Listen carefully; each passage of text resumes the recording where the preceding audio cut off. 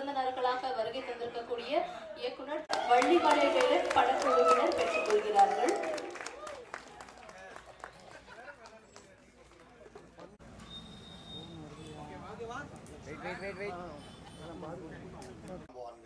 பிரம்மாக்கள் உங்களை எத்தனை பேரையும் சந்திக்கின்ற ஒரு வாய்ப்பை இந்த நேரத்தில் இந்த திரைப்படம் எனக்கு அமைத்து கொடுத்திருக்கிறது. எத்தனையோ ஜாம்பான்கள் சாதித்த இந்த கலைத்துறையில் நானும் இன்று இருக்கிறேன் என்பதில் முதலில் என் தாய் தந்தைக்கு நன்றி தெரிவித்து உங்கள் அனைவரின் பொற்பாதங்களை வணங்கி இந்த கலைத்துறையின் மேல் கொண்ட பற்றால் நான் வந்துள்ளேன். என்னை வளர நீங்கள் அத்தனை பேரும் வாழ்த்துக்களை இந்த நேரத்திலே தெரிவிக்க வேண்டும் என்று உங்கள் பொற்பாதங்களை வணங்கி கேட்டுக்கொள்கிறேன். நன்றி, வணக்கம். தயாரிப்பாளர் இயக்குனர் திரு வி சேகர் சார் அவர்களை படக்குழுவை வாழ்த்தி பேசுமாறு அன்புடன் அழைக்கிறோம்.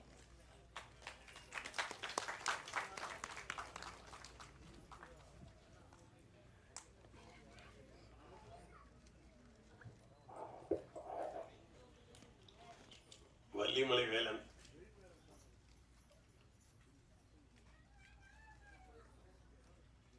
விழாவிற்கு சிறப்பிக்க வந்திருக்கக்கூடிய வெற்றி இயக்குனர் உதயகுமார்,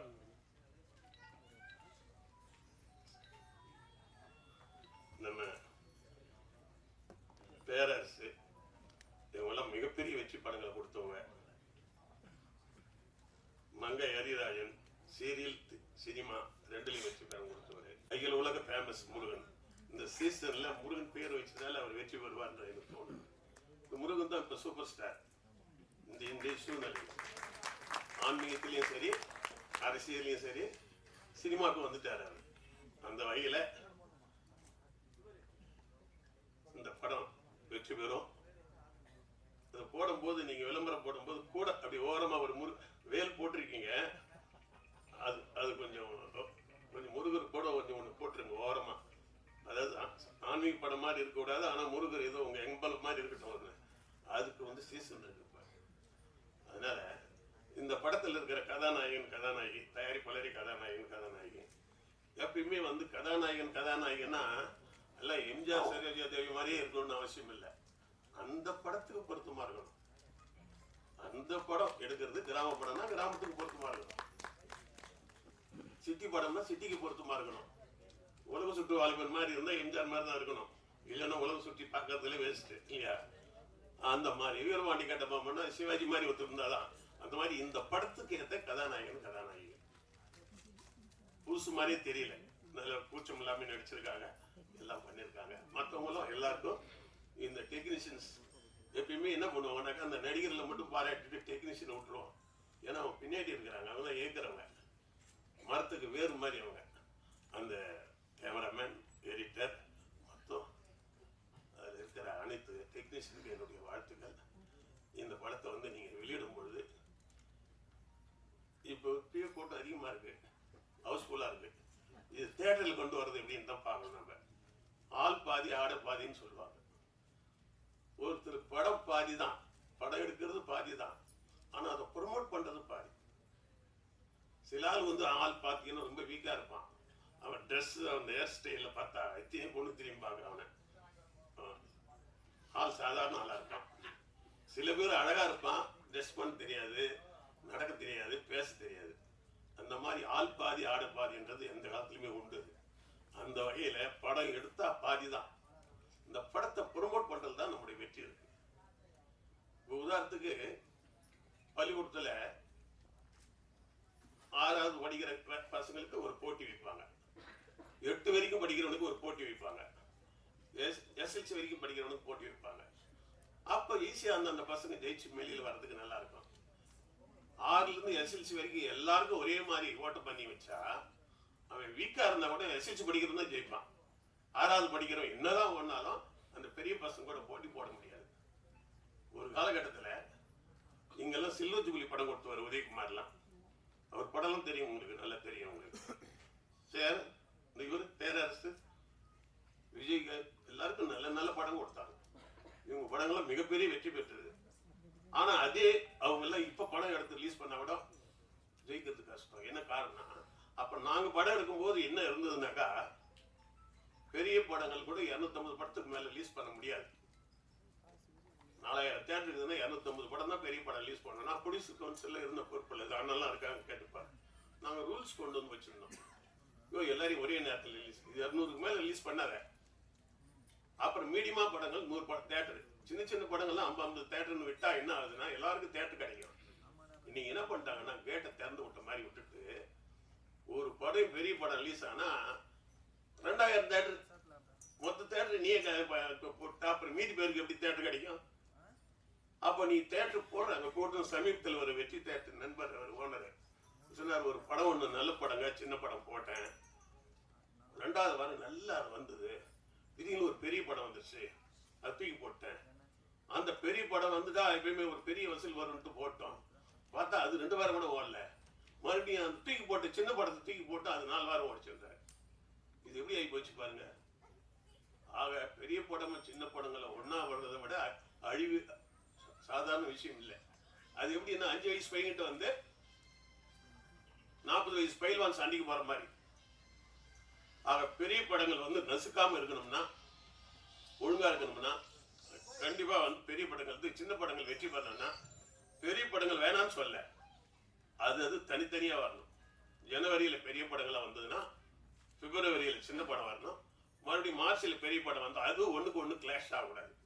இப்ப பெரிய படம் இந்த மாசம் வராது ரூல்ஸ் அப்படி இருக்குன்னா சின்ன படத்தை கூடுவான் தேட்டருக்காரன், அவனே வந்து தேட்டர் கொடுப்பான், அட்வான்ஸ் கொடுப்பான்.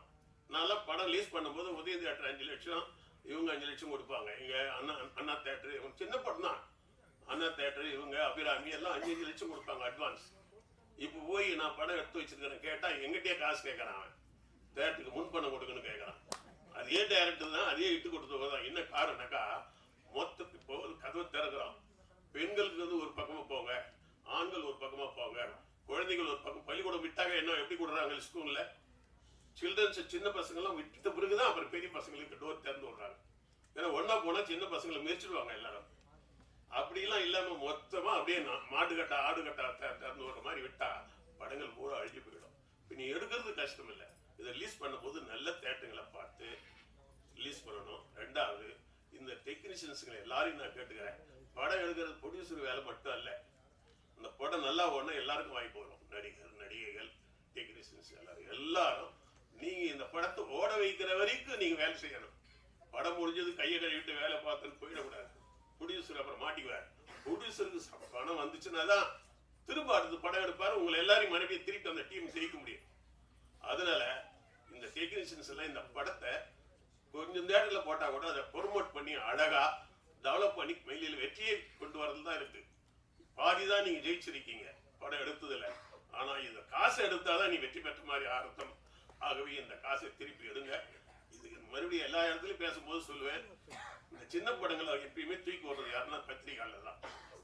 அவங்க பருதா போட்டு தூக்கி விட்டுருவாங்க. அது அவங்களுக்கு ஒரு பாலிசி இருக்கு. பெரிய ஆளுங்கிட்ட சரி ஏதோ பெரிய பெரிய படம் எடுக்கிறீங்க கவர் கொடுன்னு வாங்கிக்குவாங்க, சின்ன ஆளுங்கிட்ட அதிகமாக டிமாண்ட் பண்ண மாட்டாங்க, தூக்கி விட்டுருவாங்க அவங்க. ஏன்னா அவங்களுக்கு ஒரு ஐடியா இருக்குல்ல, என்னெல்லாம் சின்ன படங்கள்லாம் நிலை சொல்லி சுந்தரராஜன் போன்றவர்கள்லாம் என் படத்தை பத்தி ரொம்ப அதிகமா சொல்லி கூடுதலாவே சொல்லிடுவார். எப்படி இருக்குதுன்னாக்கா சூப்பர் சூப்பர் வந்தோன்னா எங்க பெரிய ஆளா போயிடுவான்னு ஓவரா சொல்லி படத்துக்கு வியாபாரத்தை உருவாக்கி கொடுப்பார். இந்த பிஆர் அவங்களோ பத்திரிகையாளர்கள் நினைச்சா சின்ன படங்களை ப்ரூஸ் பண்ணலாம். இந்த படம் வெற்றி பெறணும், திரும்ப நீங்க படம் எடுக்கணும். இதுல இருக்கிற ஒரு தடவை முதல் போட்டா திரும்பி அந்த முதல் வந்தாதான் அடுத்த படம் எடுக்க முடியும். ஒவ்வொரு தடவையும் முதல் போட்டுக்கிட்டுன்னு வச்சுக்கா போயிடுச்சுன்னா திரும்பி ஊர் பக்கமே போக முடியாது. வாகனம் எல்லாம் கொடுக்கலாம், ஊர் பக்கம் சேர மாட்டோம். அந்த வகையில் இந்த படம் வெற்றி பெறணும், இது அனைவரும் நல்லா வரணும் அப்படின்னு கேட்டுக்கிறேன். தயவுசெய்து மன்னிக்கணும், நான் ஒரு அவசரமான வேலைக்கு போறதுனால தான் நான் கட்சிக்கு வந்து கேட்க முடியல. எல்லாரும் பேசும் இருக்காங்க, எல்லாரும் பேசுவாங்க, நல்லா பேசுவாங்க. வெற்றி வணக்கம்.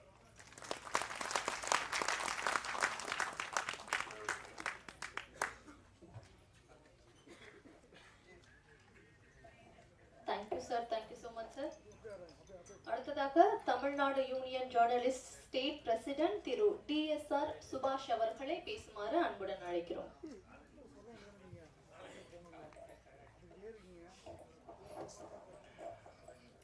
வள்ளிமலை வேலம் படக்குழுவர்களுக்கு வாழ்த்துக்கள், பாராட்டுக்கள். ஒருத்தர் வந்து 30 வருஷமா காலில் செருப்பு கூட போடாம ஒரு பெரிய லட்சியத்தோட இருக்கார். மோகன், நீங்க செருப்பு போட்டு எத்தனை வருஷம் ஆச்சு சொல்லுங்க? 30 வருஷமா ஒருத்தர் நான் இயக்குனர் ஆகாம செருப்பு போட மாட்டேன்னு இருக்கார்.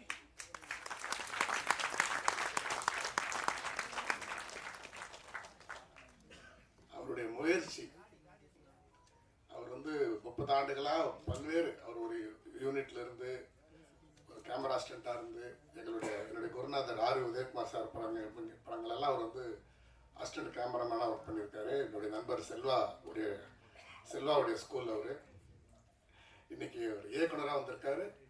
அவர் அவர் ஒரு படத்தை இன்னைக்கு டைரக்ட் பண்ணியிருக்காரு.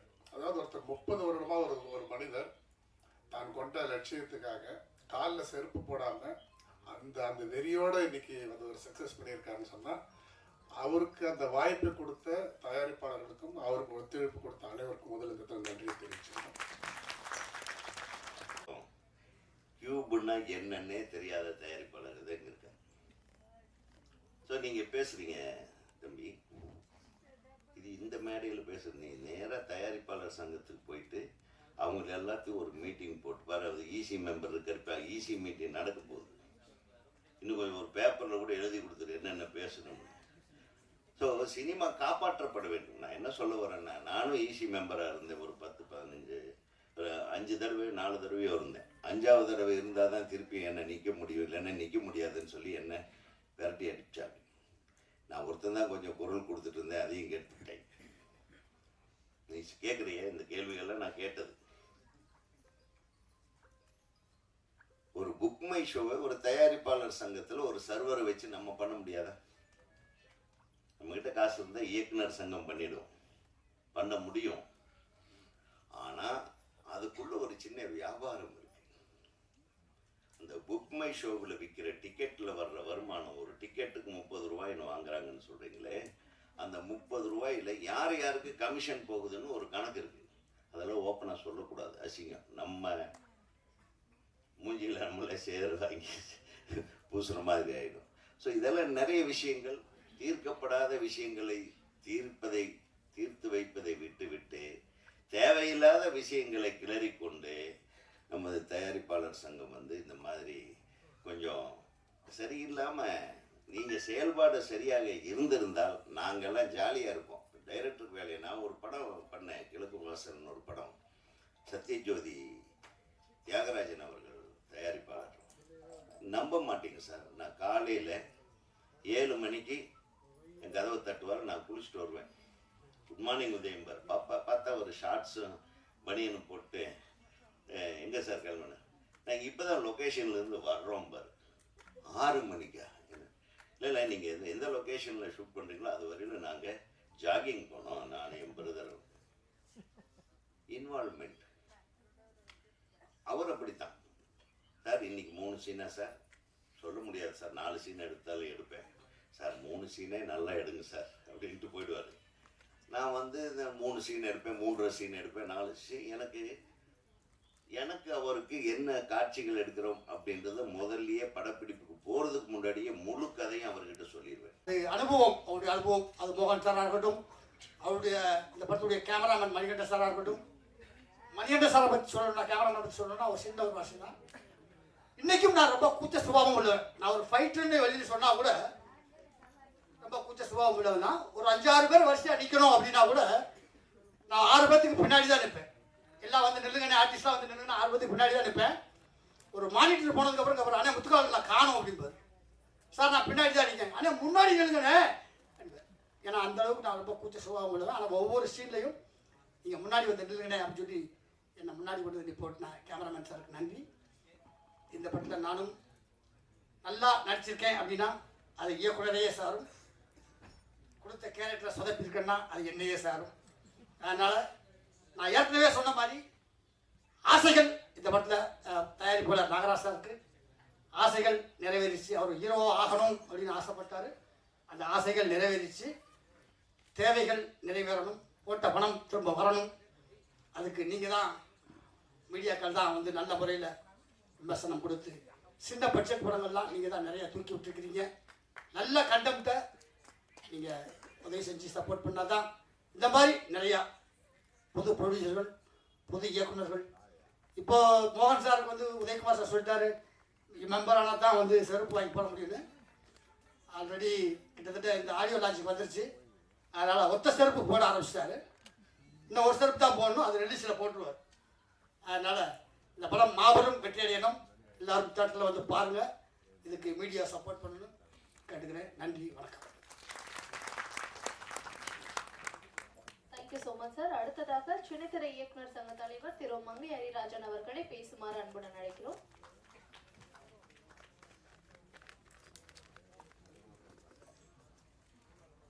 வாழ்த்த இருக்கின்ற தமிழ்நாடு திரைப்பட இயக்குநர் சங்கத்தின் பொதுச் செயலாளர் அன்புக்குரிய நண்பர் பேரரசு அவர்களே மற்றும் வாழ்த்து சென்ற ஜாம்பவான்களே, இன்னைக்கு வந்து இந்த மேடை வந்து வள்ளிமலை வேலன் மேடை. இந்த மேடையில் வந்து நம்ம பேசுகிற வார்த்தைகள் வாழ்த்துகின்ற வார்த்தைகளாக தான் இருக்கணும். அப்படி தான் எல்லாரும் எதிர்பார்க்குறாங்க. எல்லாமே அவங்க வள்ளிமலையிலேருந்து வந்திருக்காங்க. இந்த படத்தின் கதாநாயகன் நாகரத்னம் வந்து மிக சிறந்த ஒரு மனிதர். என்னுடைய சீரியலில் நடிக்க மோகன் கூட்டிகிட்டு வந்தார். மோகன் வந்து எனக்கு கேமராமேனாக இருந்தார். அப்போ வந்து அவர் நடித்தார். நடிக்கும்போது சொன்ன டைலாக் நல்லா பேசுகிறாரு, ஆள் பார்க்குறதுக்கு நம்ம பழைய மண் வாசனை பாண்டியன் மாதிரி இருக்காரு என்ன. அது உண்மையாக நாகரத்னம் தெரியும். ஸோ அது மாதிரி இன்றைக்கி அதே மாதிரி ஒரு கதாபாத்திரத்தை நம்ம மோகன் கேமராமேனாக தான் அவர், எனக்கு என்னுடைய கேமராமேன் அவர் வந்து அப்படி ஒரு கதாபாத்திரத்தை கிராமிய பாணியில் ஒரு கதாபாத்திரத்தை உருவாக்கி அவருக்கு ஒரு அற்புதமான கேரக்டரை கொடுத்துருக்காரு. நம்ம அந்த பாட்டையும் அந்த ட்ரெய்லரையும் பார்க்கும்போது அதுலேருந்து தெரியுது. நிச்சயமாக படம் நல்லா வந்திருக்கிற நம்பிக்கை எனக்கு இருக்குது, உங்களுக்கும் இருக்கும்.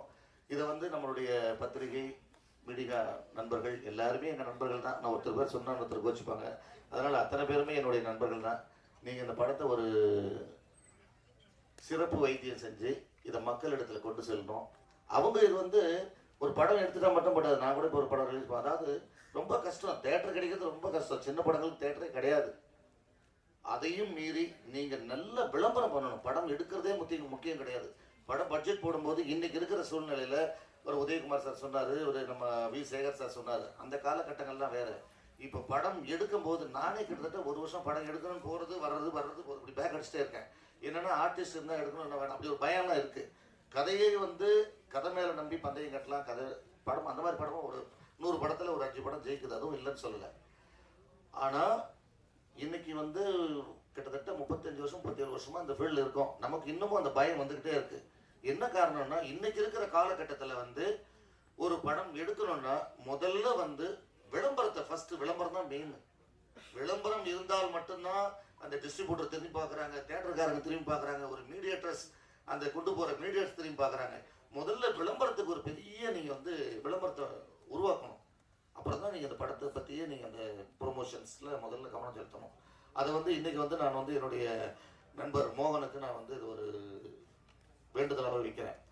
இன்னொரு விஷயம் என்னென்னா, எல்லாருமே பேசுனாங்க, சிறப்பு கதை சொன்னாங்க அந்த காதலியம். அதாவது அவர் சொன்னார், நான் இன்றைக்கி வரும்போது மோகன் கிட்ட சொன்னேன், கூப்பிட்ட போது மோகன் நான் செப்பல் வாங்கிட்டு வரட்டுமான்னு கேட்டேன். வேண்டான்னாரு. இல்லை சார் ரிலீஸ் பண்ணதுக்கு அப்புறம் தான் அப்படின்னாரு. அதனால் ஒரு சால்வை மட்டும் கொண்டு வந்தேன், அவருக்கு ஒரு வாழ்த்து சொல்லி சால்வை போடுறதுக்காக. அதே மாதிரி நம்ம கதாநாயகன் நாகரத்னம் நல்ல ஒரு சிறந்த அவரும் வந்து ஒரு ஊராட்சி மன்ற தலைவராக இருந்து இன்றைக்கி வந்து சிறப்பான ஒரு மக்களுக்கு நலத்திட்டங்களையும் நல்லதையும் ஒரு சிறப்பான ஒரு அரசியல்வாதியாக இருந்து அவர் செஞ்சுக்கிட்டு இருக்காரு ஒரு பக்கத்தில். இப்போ அவர் சினிமாவுக்குள்ளே வந்துட்டு இருக்காரு. ஒரு அரசியல்வாதி சினிமாவுக்குள்ளே வந்திருக்காரு. இப்போ எங்கள் அண்ணன் உதயகுமார் அண்ணன் சொல்லிட்டு போட்டார், ஒரே வார்த்தை டப்புக்கு எங்களெல்லாம் மேடையில் வச்சுட்டு, அரசியல்வாதிங்க ஏன் சினிமாக்குள்ளே வர்றாங்கன்ட்டார். சினிமாக்காரங்க அரசியல்வாதியாக போகும்போது ஏன் வந்துட்டு நீங்கள் அரசியல்வாதிங்க சினிமாக்குள்ளே வரக்கூடாது? இது அந்த மேடையாது. அரசியல் இருக்கிறவங்க சினிமாவுக்கு வரக்கூடாதா? ஒரு கோவை தம்பி அண்ணன் ஃபர்ஸ்ட் படம் என்ன படம் சார்? ஃபர்ஸ்ட் படம் பயணங்கள் முடிவதில்லை. ஆர் சுந்தரராஜ் என்ற ஒரு டைரக்டரை உருவாக்குனது யாருன்னா ஒரு அரசியல்வாதி சார். அன்னைக்கு கோவை தம்பி, அவர் பேர் கோவிந்தசாமி, அதிமுகவில் எம்ஜிஆர் அமைச்சரவையில் மந்திரி ஆக்கிறதுக்காக இருந்தவர். ஒரு எம்எல்ஏ, கோவை மாவட்டத்தில் பிறந்து வளர்ந்தவர். அவர் ஒரு எம்எல்ஏ. அவரை வந்து எம்எல்ஏவாக இருக்கும்போது டைரக்டர் ஆர் சுந்தரராஜன் சார் போய் அப்ரோச் பண்ணி, அண்ணா நீங்கள் ஒரு படம் எடுக்கணும்னு அப்படின்னு கதையை சொல்கிறாரு. ஒரு அரசியல்வாதி சினிமாவில் வர்றாரு, ஒரு பெரிய ஆர் சுந்தரராஜன் ஒரு டைரக்டர் உருவாக்குறாரு. அந்த மாதிரி பல படங்கள் எடுத்தினார். மணிரத்னத்தை கூட மணிரத்னம் சார் ஒரு படம் பண்ணார், இதய கோயிலுங்க. அவர் தான் ப்ரொடியூசர். அரசியல்வாதி சினிமாவுக்கு இல்லைன்னா உடனே சினிமாக்காரன் வந்துட்டு இது என்ன கதை இது, யாரும் யாரையும் கெடுக்க முடியாது சார். அரசியல் சினிமாவை கெடுக்க முடியாது, சினிமா அரசியலை கெடுக்க முடியாது. அவர் இருந்தால் இன்னும் கொஞ்சம் வேகமாக பேசியிருப்பா. அவர் போயிட்டார். ஆனால் செய்தி அவருக்கு போகும். இது யாரையும் குறி வச்செல்லாம் பேசக்கூடாது, தப்பு அது. அரசியல்வாதிகள் வந்து சினிமாவுக்குள்ளே ஏன் வர்றாங்க? என்ன கேட்டு போட்டாங்களா உங்களுக்கு? சார், நம்ம நல்ல படம் எடுத்து அந்த தேட்டரில் இன்னும் அதை அழகாக கொண்டு போனோம்னா மக்கள் தானாக உள்ளே வருவாங்க. இன்னைக்கு என்ன நிலைமைன்னா, நம்மளே டிக்கெட் எடுத்து கொடுக்கணும். தேட்டருக்காரன் எப்படி கொடுக்குறாங்க? படம் எடுத்த உடனே வந்துட்டு தேட்டர் வாடகை 2 டைம்ஸ் போடுறாங்க. ஒன்று, தேட்டர் மேனேஜர்கள் கவர் வாங்கிட்டு படத்தை போடுறாங்க, ஒரு கண்டிஷன் போடுறாங்க. ஒரு நாளைக்கு நீங்கள் 40 டிக்கெட் எடுக்கணும். அந்த ப்ரொடியூசர் ஒரு வாரத்துக்கு டிக்கெட் நீங்கள் எடுக்கணும். அதுக்கு மேலே ஆடியன்ஸ் வந்தால் அந்த பணம் வந்து ஷேர் வரும் உங்களுக்கு. 70-40 தேட்டருக்காரங்களுக்கு 70 போகும். நம்ம படம் ப்ரொடியூசருக்கு 30% வரும். அதுக்கப்புறம் எல்லா டேக்ஸஸ் எல்லாம் போக வரும். ஆனால் அவங்க சொல்கிற ஒரே கண்டிஷன்ஸ், நீங்கள் டெய்லி டிக்கெட் எடுக்கணும். இன்னொன்று வாடகை. ஒரு வாரத்துக்கு வாடகை கொடுத்துருங்க. ஒரு ஷோ கொடுக்குறேன், அந்த வாடகை. அதுக்கப்புறம் உள்ளுக்குள்ள ஒரு கண்டிஷன். என்ன கண்டிஷன் போடுறாங்க? சார், நீங்கள் டிக்கெட் எடுத்துட்டா மட்டும் பத்தாது, உள்ள ஆடியன்ஸை நீங்களே கொண்டு வரணுன்றாங்க. இது எல்லாம் தாண்டி ஒரு படம் ஜெயிக்குதுன்னா அந்த படம் ஒரு சிறந்த படமாக, சிறந்த கதையுள்ள படமாக இருந்தால் மட்டுமே அந்த படம் ஜெயிக்கும். அந்த வகையில் உங்கள் அனைவருடைய ஆசீர்வாதத்தோட இந்த படம் நிச்சயமா நல்ல அருமையான தேட்டர்களுக்கு கிடைச்சி இந்த படம் வந்து நல்ல ஒரு கருத்துள்ள படமா மக்கள் ஏற்றுக்கிட்டு வியாபார ரீதியாக இந்த படம் வெற்றி கொடுத்து, இந்த படம் ரிலீஸ் ஆகிற அன்னைக்கு எங்கள் மோகனுக்கு வந்து நான் தான் செப்பல் வாங்கி கொடுக்க போகிறேன். அதே மாதிரி நாங்கள் இந்த படத்தின் கதாநாயகன் தயாரிப்பாளர்களுக்கும் என்னுடைய வாழ்த்துக்கள். நம்ம வள்ளிமலையிலேருந்து இந்த ஊரில் மக்கள் எல்லாருமே வந்திருக்கீங்க. சென்னை சினிமா உங்களை அன்போடு வரவேற்கிறது. நன்றி, நன்றி. Thank you sir. அடுத்ததா படத்துடைய ட்ரெய்லர் பாடல்கள் பார்த்தோம். ரொம்ப லட்சணமா ரொம்ப அழகா இருக்கீங்க. ஸோ தமிழ் பேசக்கூடிய ஒரு கதாநாயகி அப்படின்னும் போது ஒரு தனி சந்தோஷம் தான். இலக்கியா அவர்களே பேசுமாறு அன்புடன் நினைக்கிறோம்.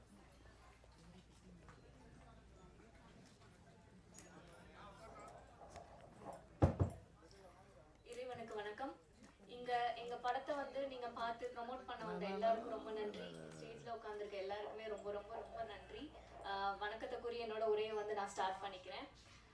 உங்களுக்குலாம் ஓகேனா நான் கொஞ்ச நேரம் பேசிக்கலாம் சார். ஏன்னா இது எனக்கு கிடைத்த வந்து ஃபர்ஸ்ட் வாய்ப்பு. ஸோ அதை தவற விட்டுட்டு நான் பேசாம அங்கே போய் உட்காந்துட்டு வந்து ஃபீல் பண்ணிட்டு இருந்தேன். எந்த ப்ரோஜனமே கிடையாது. அதனால இந்த மேடையை வந்து நான் வந்து பயன்படுத்திக்கணும் அப்படின்னு நினைச்சுக்கிறேன். நான் இலக்கியா, காவேரி பாய்ந்தோடும் மண்ணில பிறந்து திருச்சியில பிறந்து சென்னையில வளர்ந்து இப்போ இந்த பிரசாத் ஸ்டுடியோல என்னோட டெபியூட் மூவி அஸ் அ ஹீரோயினா நான் வந்து இங்க நிக்கிறேன். அதுக்கு வந்து ஃபர்ஸ்ட் ரொம்ப பெரிய தேங்க்ஸ் சொல்லிக்கிறேன். அண்ட் நீங்க எல்லாரும் கேட்கலாம், ஏன் இந்த கதை, ஏன் இந்த படம் வந்து சூஸ் பண்ணீங்க அப்படின்னு. நான் சூஸ் பண்ணல. உங்களுக்கு எல்லாம் சொல்ல போகணும்னா, நான் வந்து ஹீரோயினா ஆவேனா, எனக்குலாம் ஹீரோயினா ஆகிற தகுதி இருக்கான்ற வந்து ஒரு பெரிய தாழ்வு மனப்பான்மை எனக்கு இருந்துச்சு. ஆனா ஒரு நல்ல கேரக்டர் ஆர்டிஸ்டா, நல்ல சப்போர்ட் ஆர்டிஸ்டா ஆவேன் அப்படின்றது ரொம்ப நம்பிக்கை இருந்துச்சு. அந்த நம்பிக்கையோட தான் நான் ஒவ்வொரு எப்படி சொல்றது, சினிமாவுக்கு வந்து நான் பழசு, உங்க எல்லாருக்கும் நான் புதுசு. அதாவது நான் சினிமாவுக்கு வந்து 4 இயர்ஸ் ஆயிடுச்சு.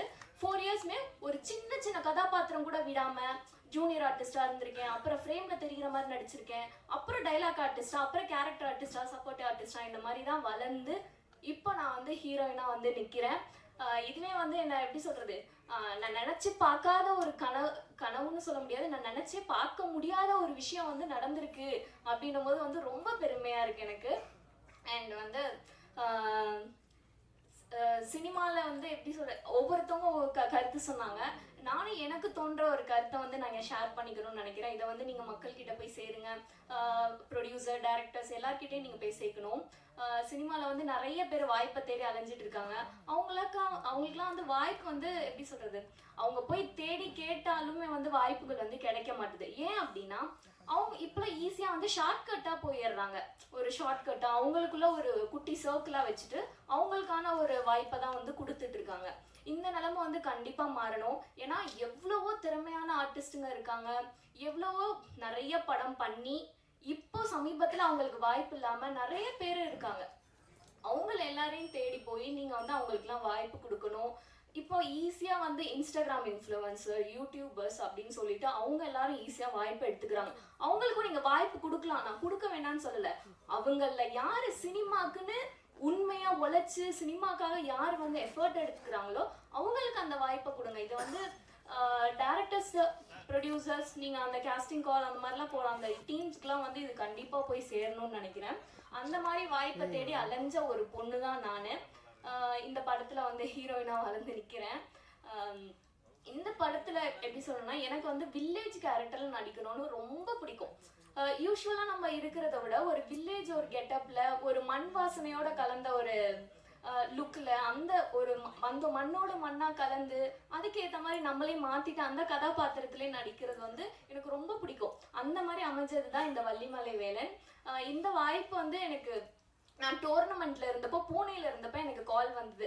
மணி சார் அவங்க தான் வந்து கால் பண்ணி இந்த மாதிரி உன்னோட ஃபோட்டோஸ் அனுப்புமா ஆஃப் சாரியில் இருக்கிறது அப்படின்னு சொல்லி அனுப்பிட்டு, அதுக்கப்புறம் நானும் மறந்துட்டேன். திருப்பி வந்து கால் பண்ணுறேன்னு பண்ணலை. அதுக்கப்புறம் திடீர்னு கால் பண்ணி உடனே சென்னைக்கு வர சொல்லி, சென்னைக்கு வந்து நான் ஆஃபீஸில் வந்து சாரை பார்த்தோன்னே அவங்க ஓகே பண்ணிட்டாங்க.